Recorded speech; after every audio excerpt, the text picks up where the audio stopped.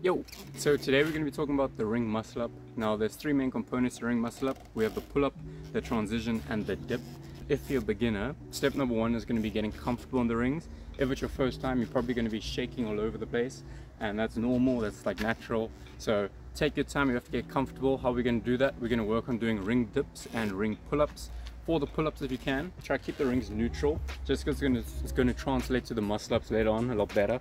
Try work up to around 10 reps of each, 10 ring dips, 10 ring pull-ups. Step number two, one of the most vital steps, is going to be getting comfortable with the false grip.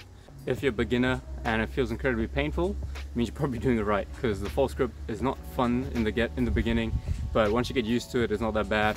So how would you do it? You're going to sort of try lie the bottom portion, the base of your thumb, over the rings, and then cup your hand over so you have a lot more leverage. So it's going to look something like this.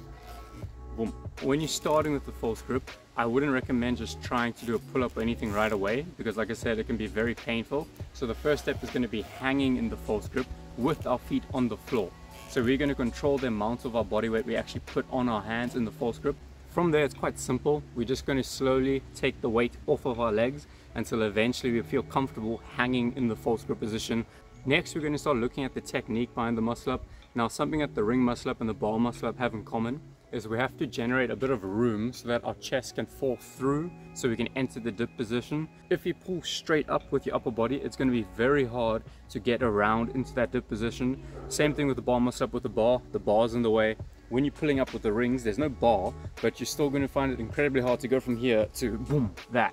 You want to lean slightly backwards so you can generate a bit of room and a bit of an angle for your chest to fall through. So that's the transition, and that's the part that most people struggle with. Now there's three things that are going to make the transition a lot easier for you. Number one is having a solid false grip, so you have a good amount of leverage over the rings. And then the other two is being comfortable with high chest to ring pull-ups and low chest to ring dips. And that sort of just leads me straight into the next set of exercises, which is going to be high paused ring to chest pull-ups. So you're going to pull up as high as you can and try hold at the top for about 2 seconds, and then low chest to ring dips where you're going to try drop down nice as low as you can and hold at the bottom for about 2 seconds. With the chest to ring pull-ups, you can go crazy, try pull as high as you can and hold, but with the chest to ring dips, make sure you only work where you feel comfortable. If you don't have a lot of good shoulder mobility, it can be quite dangerous getting that low, which also leads me to a very important step, which is I didn't say in the beginning. Make sure you warm up nice and thoroughly, get the joints nice and lubricated with blood, all of that sort of stuff. Sorry, that was a weird phrase to say, but make sure you're nice and thoroughly warmed up before you do anything. Okay. Now, the higher you can be able to pull up, the easier the transition is going to be. So really work on practicing those high chest to ring pause pull-ups. Is going to make the transition a lot easier. Another exercise you can use, which is really going to help me a lot with the false grip, is just doing the ring muscle up in reverse. So trying to be nice, slow, controlled, entering the bottom of the dip and then slowly rolling back into the top of the pull-up and back down to hanging position. So those are the three exercises that I want you to work on. Try to do at least 3 to 5 reps of the pause, ring dips and ring pull-ups. But for the negative muscle-ups, I think it's better to just focus on 1 rep, just really trying to slow down that transition phase. Okay, so we've done all the prep exercises now. Now we're actually going to get into doing the ring muscle-ups. And first things first, I'll give you a little bonus tip. The closer you can keep your elbows, or the closer you can keep the rings, the more stable and the more control you're going to have. The wider the rings are away from your body, the more chaotic they are. So throughout the whole motion, try to keep your elbows nice and tucked in.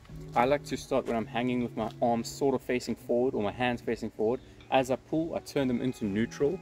And then once you get to the top, you're obviously keeping them neutral as you enter the dip. And then just because it's like, I guess the gymnastics way, when you finish the dip, I like to turn them out. So I start from out, in, and then when I finish the whole motion, back to out. So onto the exercises for the actual muscle up. The first is going to be jump assisted muscle ups. Now don't go crazy with this, because obviously if you jump too much, you're not going to get any benefit from it, but you're just trying to give yourself a little boost so you're able to get through that transition phase. If anything, it's more of a mental aid as opposed to a physical one. Just practice getting used to that motion, using a little bit of a jump, just so you get comfortable with what it feels like performing that transition. Once you're comfortable with the ring or jump assisted ring muscle ups, we're going to go into doing basically ring muscle ups, but using a bit of a kip. So as we pull, we bring our knees up to our chest. It's just going to generate a bit more momentum, so it helps us get over the transition phase a little bit more easy. Don't do a whole swing and do a dynamic muscle up.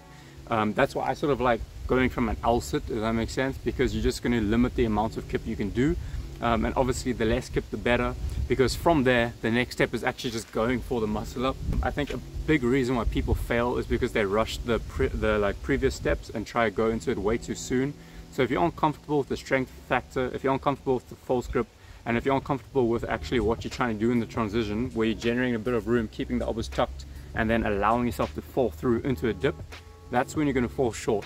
If you've covered all those bases, the chances are you're going to probably get it your first or second go. Oh, don't keep me to that. If you don't get a first try, doesn't mean you should give up. Just keep going. Don't hold me to that. That's pretty much it. I hope this video helps. Like always, if you have any questions or you're uncertain about certain things, let me know in the comments and I'll get back to you. But all the best, enjoy your training, have fun with it, and just remember to be patient. If it doesn't come immediately, go back to the basics and eventually it will happen. So yeah, all the best, cheers, and see you soon.